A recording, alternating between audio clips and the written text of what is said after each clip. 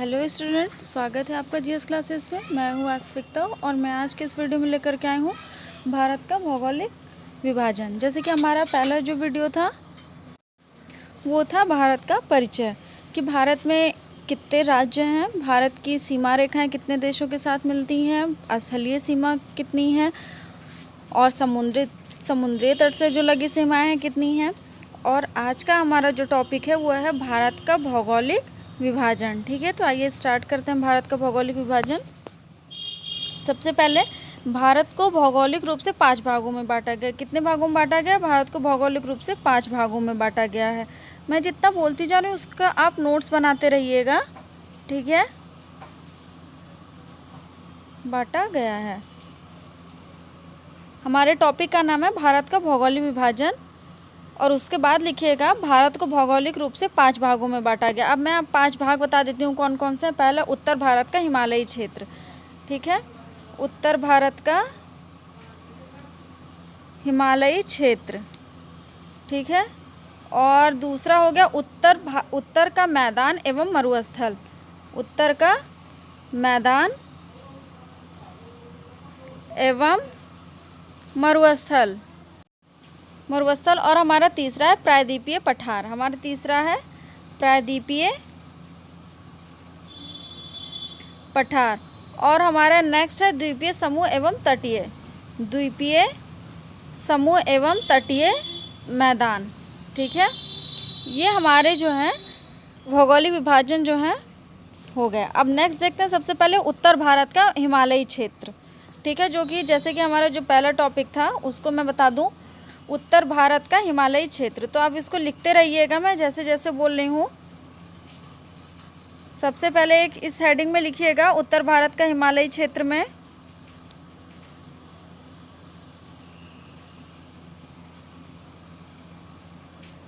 इसमें लिखे हिमालय की उत्पत्ति जो है प्लेट विवर्तनिकी या प्लेट टेक्टोनिक प्रक्रिया से हुआ है। हिमालय पर्वत नवीन बलित पर्वत है। अब जैसे हिमालय का विस्तार कहाँ कहाँ है, तो हिमालय का विस्तार आप सबसे पहले लिख लीजिए। हिमालय का विस्तार, क्योंकि परीक्षा में पूछा जाता है कि हिमालय का विस्तार कहाँ कहाँ है, तो लिख लीजिए हिमालय का विस्तार पाक यानी कि पाकिस्तान, भारत, चीन, नेपाल, भूटान और म्यांमार। ठीक है, हिमालय का विस्तार कहाँ कहाँ पे है? हिमालय का विस्तार भारत, पाकिस्तान, चीन, नेपाल, भूटान व म्यांमार में है। अब नेक्स्ट देख लेते हैं। हिमालय को 4 भागों में विभक्त किया गया है। ठीक है, हमारा ये जो टॉपिक चल रहा है उत्तर भारत का हिमालयी क्षेत्र, ये इसी में है। हिमालय का विस्तार कहाँ कहाँ पे, वो मैंने आपको बताया। अब नेक्स्ट क्या है, हिमालय को कितने भागों में बांटा गया? हिमालय को 4 भागों में बांटा गया है। ठीक है, हिमालय को 4 भागों में बांटा गया है। सबसे पहला है ट्रांस हिमालय। परीक्षा में प्रश्न यहीं से आते हैं, ट्रांस हिमालय। दूसरा है ग्रेट हिमालय और तीसरा है लघु हिमालय। तीसरा है हमारा लघु हिमालय और चौथा है हमारा शिवालिक पर्वत श्रेणियाँ। चौथा क्या है? शिवालिक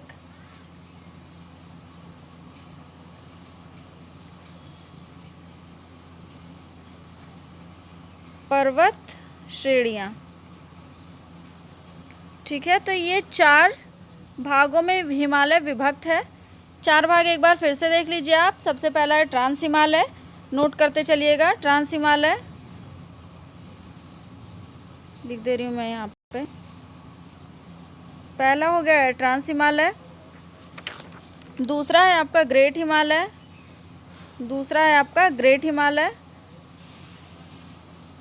और तीसरा है आपका लघु हिमालय और चौथा है आपका शिवालिक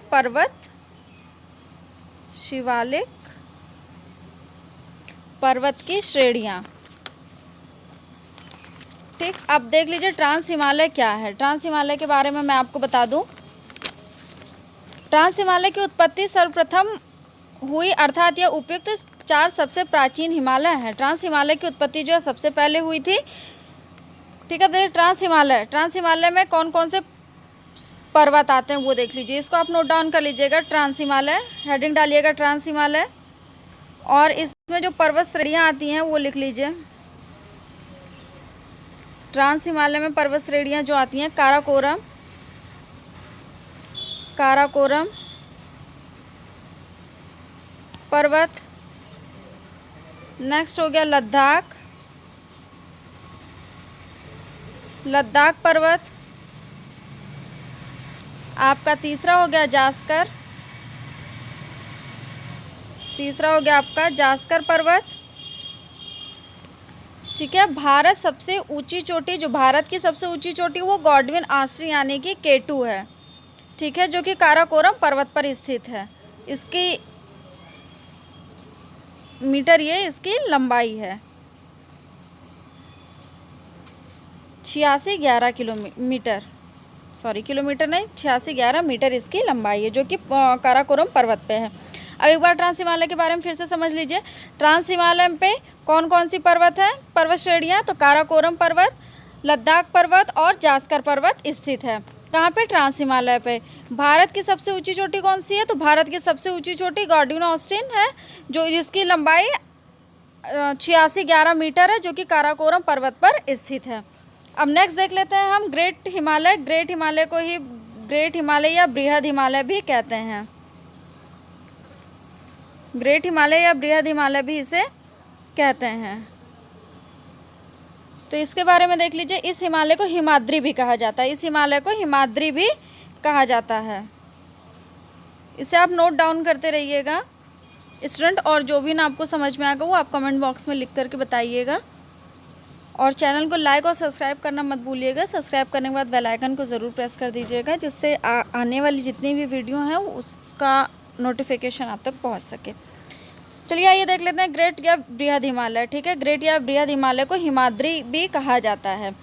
पूर्वी हिमालय में सदाबहारी वन पाए जाते हैं। ये पूर्वी हिमालय, यहाँ पे क्या सदाबहारी वन भी पाया जाता है। विश्व की अधिकांश पर्वत चोटियाँ बृहद हिमालय पर स्थित हैं। जैसे आपका माउंट एवरेस्ट हो गया, ठीक है, माउंट एवरेस्ट हो गया आपका, जो कि आपका नेपाल में है। नोट डाउन करते चलिएगा। ग्रेट बृहद हिमालय पे कौन कौन से पर्वत हैं।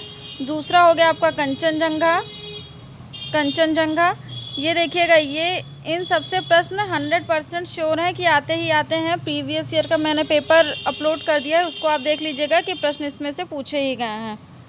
और तीसरा है हमारा नंदा देवी। नंदा देवी हमारा उत्तराखंड में है, और कंचनजंगा हमारा है सिक्किम में, और माउंट एवरेस्ट है हमारा नेपाल में। ठीक, विश्व की सबसे ऊंची चोटी माउंट एवरेस्ट है।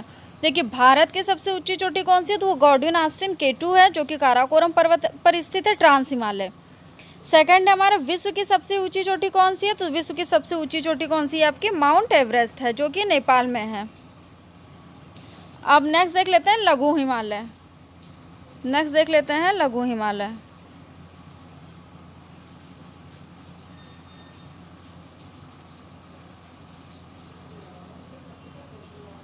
लघु हिमालय, इस हिमालय में परिपंजाल पर्वत स्थित है, जो कि हिमाचल में है। भारत के अधिकांश पर्यटन केंद्र लघु हिमालय में स्थित हैं, जैसे कि शिमला हो गया आपका। लघु हिमालय में पर्यटन स्थल ज़्यादातर हैं, जैसे कि आपका शिमला हो गया, डलहौजी हो गया। ये दोनों हिमाचल प्रदेश में ही हैं, याद रखिएगा। तीसरा हो गया आपका मसूरी। मसूरी कहाँ पे, मसूरी उत्तराखंड पे। चौथा हो गया आपका रानीखेत। चौथा हो गया रानीखेत। रानीखेत का है, देहरादून में है। ठीक है, तो लघु हिमालय के बारे में भी आपको पता चल गया। पहला आपने देख लिया ट्रांस हिमालय, ग्रेट हिमालय, लघु हिमालय। अब हमारा लास्ट है शिवालिक हिमालय। अब शिवालिक हिमालय के बारे में मैं आपको बता दूं, इस हिमालय का निर्माण सबसे अंतिम में हुआ, अर्थात ये सबसे नवीन हिमालय है, यानी कि सबसे नया हिमालय है। आगे देखते हैं, हिमालय का पश्चिम से पूर्व की ओर विभाजन हुआ है। ठीक है, पंजाब हिमालय लिख लीजिए आप। पंजाब हिमालय, कुमायूं, नेपाल व असम हिमालय। ठीक है, ये हिमालय के नाम लिख लीजिएगा, और इससे लिखिएगा सिंधु से सतलज नदी तक पंजाब हिमालय है। सिंधु से सतलज नदी तक पंजाब हिमालय है। ठीक है, सिंधु से सतलज। दूसरा हो गया आपका सतलज से काली नदी तक कुमायूं हिमालय है, सतलज से काली नदी।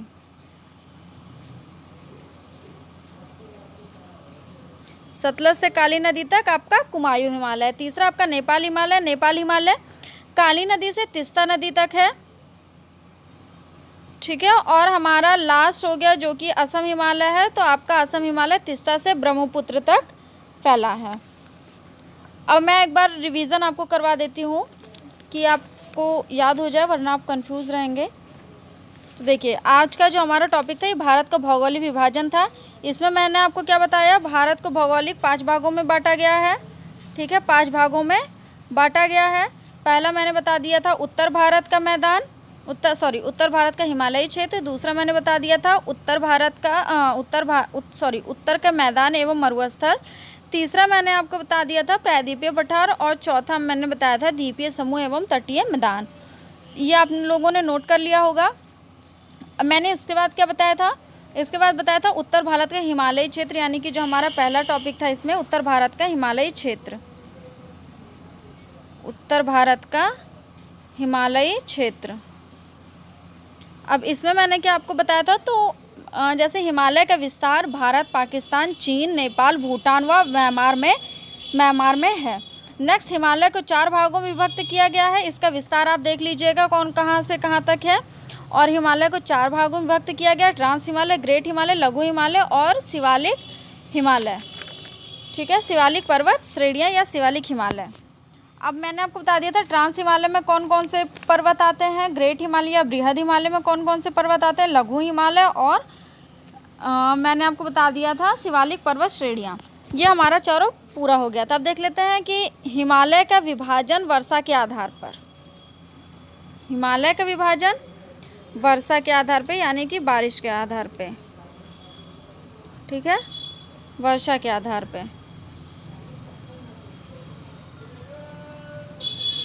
ठीक है। तो देख लेते हैं पूर्वी हिमालय और पश्चिमी हिमालय, 2 हिमालय है, पूरब और पश्चिम, ठीक है। ये पूरब और एक उत्तर दक्षिण, जैसा कि आप जानते हैं उत्तर दक्षिण पूरब पश्चिम, ठीक है, ये जान गए। तो अब पूरब से पश्चिम की तरफ पूर्वी हिमालय सबसे पहले देख लेते हैं। इसका विस्तार पूर्वोत्तर के राज्यों में है। अधिक वर्षा के कारण वनों की अधिकता है, जीव जंतुओं के लिए अधिक उपयुक्त वातावरण है।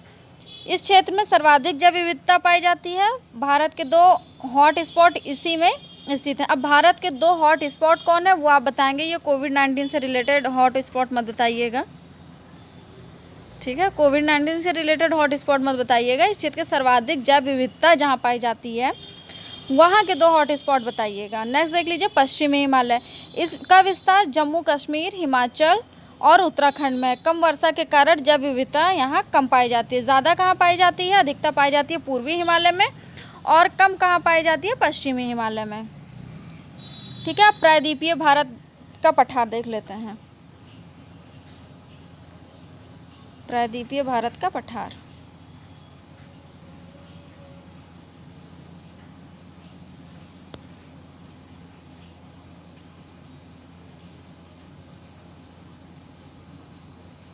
प्रायद्वीपीय भारत का पठार। सबसे पहले मैं आपको बताऊँ प्रायद्वीपीय पठार होता है क्या। प्रायद्वीपीय पठार नहीं जानते कि मैं आपको बता दूँ। प्रायद्वीपीय पठार ये वाला जो पोर्शन है भारत का, इसे हम प्रायद्वीपीय पठार कहते हैं। प्रायद्वीपीय पठार क्यों कहते हैं, क्योंकि ये तीनों ओर से पानी से, जल से घिरा हुआ होता है, इसीलिए इसे हम प्रायद्वीपीय पठार कहते हैं, ठीक है। ये हमारा भारत है। स्थलीय सीमा, जलीय सीमा मैंने आपको बताया था, ठीक है। तो इसके जो नीचे का भाग है, निचला भाग है, इसको हम कहते हैं प्रायद्वीपीय पठार। अब प्रायद्वीपीय पठार की जो पर्वत श्रेणियाँ हैं वो देख लीजिए। तो सबसे पहले हेडिंग डालिए अरावली पर्वत, यानी कि अवशिष्ट पर्वत, अरावली पर्वत,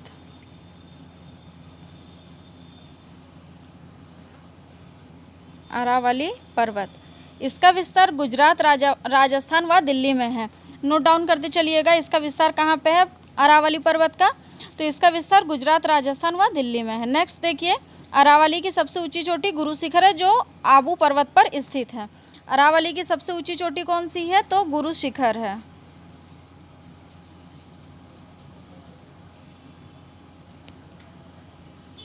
गुरु शिखर है।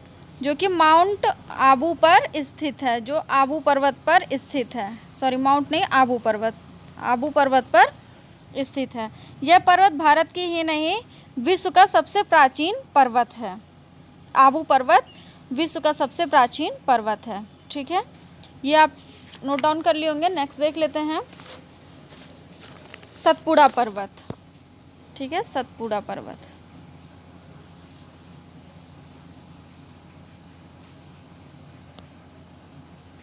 सतपुड़ा पर्वत, इसका विस्तार गुजरात, मध्य प्रदेश, छत्तीसगढ़ में है। सतपुड़ा पर्वत का विस्तार कहाँ कहाँ पे है? गुजरात, मध्य प्रदेश व छत्तीसगढ़ में है। सतपुड़ा पर्वत की सबसे ऊंची चोटी धूपगढ़ है। ये प्रश्न परीक्षा में पूछा जा चुका है। इनफैक्ट मैं यहाँ पे वही चीज़ें बता रही हूँ, मैं सारे सिलेबस को डिस्कशन नहीं कर रही हूँ, मैं सिर्फ वहीं से क्वेश्चंस बता रही हूँ जहाँ से परीक्षा में प्रश्न पूछे जाते हैं। तो वीडियो को पूरा देखिएगा और नोट डाउन करते चलिएगा। ठीक है, मैं आपको बता दूं, अब नेक्स्ट हमारा कौन सा है? सतपुड़ा पर्वत। सतपुड़ा पर्वत की सबसे ऊंची चोटी कौन सी है? तो धूपगढ़ है। कौन सी सबसे ऊंची चोटी है? धूपगढ़ है, जो मैकाल पर्वत पर है। मैकाल पर्वत का, मैकाल पर्वत मध्य प्रदेश में है। नेक्स्ट देखिए, सतपुड़ा पर्वत पर ही पंचमढ़ी भी है। सतपुड़ा पर्वत पर भी पंचमढ़ी भी है। ठीक है, पंचमढ़ी कहाँ है? पंचमढ़ी भी सतपुड़ा पर्वत पर ही है। ये इससे क्वेश्चन या तो स्टेटमेंट वाइज दे देते हैं ABCD करके, या स्टेटमेंट वाइज दे देते हैं, या मैच दी फॉलोइंग दे देते हैं। ठीक है, या तो मैच दी फॉलोइंग दे देते हैं, आपको मिलान करना होता है। ठीक है, आपको मिलान करना होता है। प्रश्न इस प्रकार से आते हैं, सतपुड़ा पर्वत दे देगा आपको, नीलगिरी पर्वत दे देगा, अल्लामलाई पर्वत दे देगा, विस्तार पूछ लेगा कहाँ पे कौन स्थित है, ये कहाँ पर है पर्वत, किस राज्य में है। तो इससे रिलेटेड प्रश्न 100% श्योर हैं कि आने ही आने हैं। 100% श्योर हैं कि 2 से 3 प्रश्न, उससे ज़्यादा भी हो सकते हैं, इससे कम नहीं हो सकते। प्रश्न 100% श्योर हैं कि आएंगे ही आएंगे।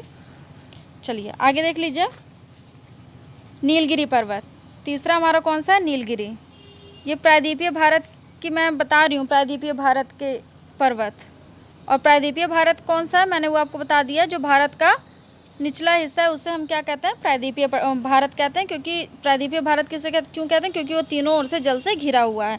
अब 3 ओर से जल से घिरा हुआ है, किधर कौन कौन से जल से घिरा हुआ है वो आप हमें बताइए। एक तो मैं बता देती हूँ आपको, बंगाल की खाड़ी, 2 आप हमें बता दीजिए। नेक्स्ट देखते हैं, इसका विस्तार केरल, तमिलनाडु व कर्नाटक तक है। नीलगिरी पर्वत का विस्तार कहाँ तक है? नीलगिरी पर्वत का विस्तार है आपका केरल, तमिलनाडु व कर्नाटक तक है। इसकी सबसे ऊंची चोटी दोदाबेटा है। इसकी सबसे ऊंची चोटी दोदाबेटा, लिख लीजिएगा, दोदाबेटा है। ठीक है, ये लिख लीजिए, दोदाबेटा है। सबसे ऊंची चोटी इसकी कौन सी है? दोदाबेटा है। पश्चिमी घाट पूर्वी घाट का मिलन बिंदु नीलगिरी पर है। पश्चिमी घाट और पूर्वी घाट का मिलन बिंदु कहाँ? नीलगिरी पर है। इस पर ऊटी, यानी कि जो तमिलनाडु में है, नामक पर्यटन केंद्र स्थित है। ऊटी कहाँ पर स्थित है? नीलगिरी पर ही ऊटी स्थित है। नीलगिरी पर्वत पर टोडा जनजाति भी पाई जाती है। नीलगिरी पर टोडा जनजाति भी पाई जाती है। नेक्स्ट देख लीजिए आप, अल्लामलाई। अन्नामलाई,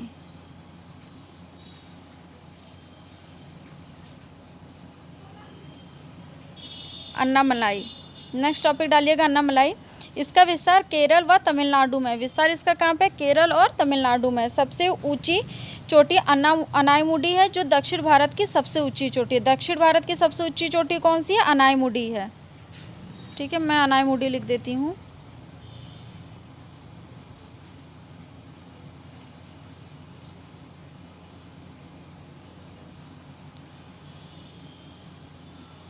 ये दक्षिण भारत की सबसे ऊंची चोटी है, नोट डाउन कर लीजिएगा। नेक्स्ट देख लेते हैं हम, इलायची की पहाड़ी। इलायची पहाड़ी,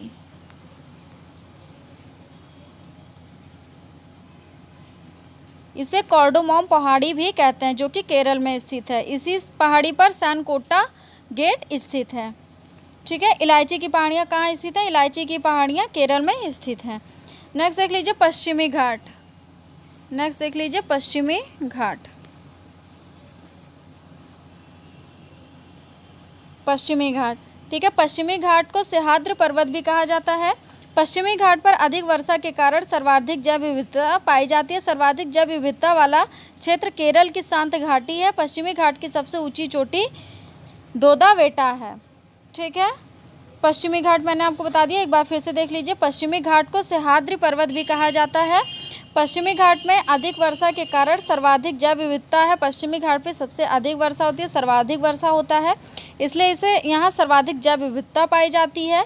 सर्वाधिक जैव विविधता वाला क्षेत्र केरल की शांत घाटी है। ठीक, अब नेक्स्ट देख लीजिए पूर्वी घाटी। पूर्वी घाट, इसका विस्तार उड़ीसा से तमिलनाडु तक है। पूर्वी घाट की सबसे ऊंची चोटी महेंद्रगिरी है, जो उड़ीसा में स्थित है। पूर्वी घाट को नदियों ने काट दिया है। इस क्षेत्र में अधिक कृषि कार्य किया जाता है। पूर्वी घाट, पश्चिमी घाट मैंने आपको बता दी, इलायची की पहाड़ियाँ, अन्नामलाई, नीलगिरी पर्वत, सतपुड़ा पर्वत और अरावली पर्वत। ये कौन से पर्वत थे? ये प्रायद्वीपीय भारत के पठार थे। ठीक है, प्रायद्वीपीय भारत के। और मैंने आपको भारत का भौगोलिक विभाजन भी बता दिया, जिसमें मैंने आपको उत्तर भारत का हिमालयी क्षेत्र, उत्तर का मैदान मरुस्थल, प्रायद्वीपीय पठार, द्वीपीय समूह, तटीय मैदान बता दिया है। तो इसको आप नोट डाउन कर लीजिएगा और जहाँ से भी नहीं समझ में आएगा आप हमें कमेंट बॉक्स में लिख करके बताइएगा। Okay, thank you. और चैनल को लाइक और सब्सक्राइब करना मत भूलिएगा। सब्सक्राइब करने के बाद बेल आइकन को ज़रूर प्रेस कर दीजिएगा। नेक्स्ट वीडियो मैं कल शाम को 7 बजे तक अपलोड कर दूँगी इसका 3rd पार्ट।